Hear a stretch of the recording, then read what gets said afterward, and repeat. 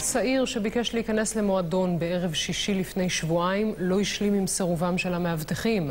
על פי כתב האישום שהוגש נגדו היום, הוא חזר למקום חמוש באקדח, ירה לכל עבר ופצע 3 בני אדם.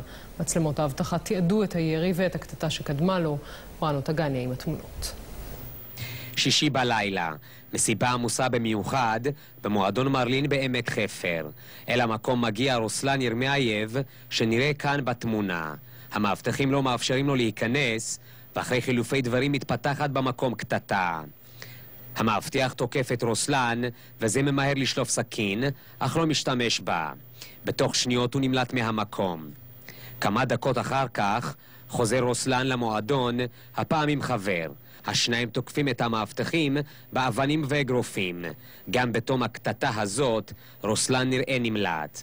אל המועדון מגיע כוח משטרה גדול, אך השוטרים לא מבחינים בהתפרעות חריגה ועוזבים את המקום. רוסלן לא מוותר, חוזר שוב למועדון. על פי כתב האישום שהוגש נגדו, הפעם הוא חמוש באקדח ופניו מכוסים בחוב הגרב. המאבטחים והבליינים שעומדים בחוץ נסים על נפשם. אבל לרוסלן זה לא מספיק. הוא יורה לפחות 6 כדורים לכל עבר ופוצע 3 בני אדם, 2 מהם במצב קשה. בתום מסע הירי, רוסלן בורח והמאבטחים דולקים אחריו. הם מצליחים להשתלט עליו ועוצרים אותו. אני ראיתי את מרשי יום אחרי שתפסו אותו, פניו היו נפוחים, פצוע לגמרי. מי שתקף זה דווקא האנשים שעצרו אותו. הוא מכחיש לחלוטין את האירוע השני. צריך לבדוק את זה, לא בטוח שזהו, ולכן בואו לא נמהר להסיק מסקנות, בואו נמתין ונראה, וניתן לבית המשפט לשפוט. היום הוגש נגד רוסלן כתב אישום בעבירות שונות, בהן חבלה בכוונה מחמירה ונשיאת נשק שלא כדין.